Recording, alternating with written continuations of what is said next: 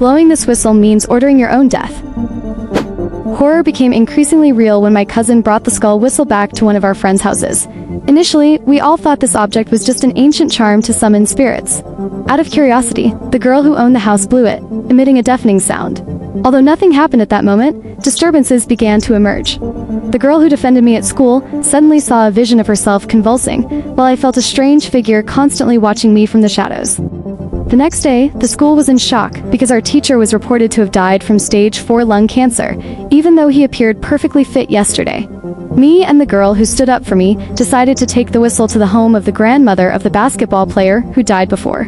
There, the terminally ill old woman revealed a horrific secret. The whistle is a summoner of death. If you hear it sound, the death that was supposed to happen decades from now will come for you today, appearing in the exact condition of how you will eventually die. You were skeptical at first, but when we checked the hospital records, everything was proven. The teenage basketball player had the bone structure of a 40-year-old man when he died.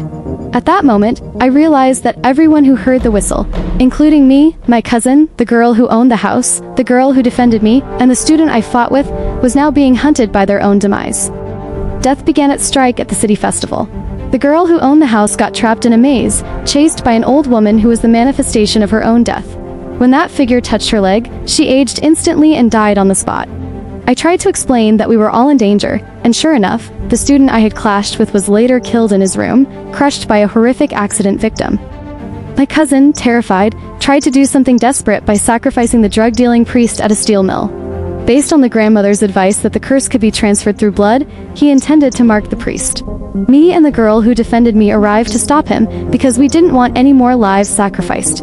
However, as my cousin hesitated, an invisible force pulled his hand into a steel grinder, crushing him to death. In desperation, I decided to undergo a medical experiment to stop my own heart so the curse would consider me dead. While I was in a near-death state, fighting my manifestation of death in my subconscious, the priest arrived with a gun for revenge and shot the girl who was helping me.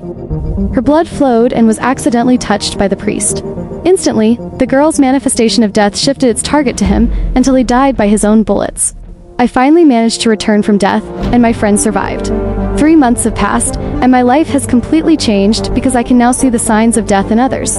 However, this terror is not over yet when a new student finds the whistle again and blows it in front of the entire town.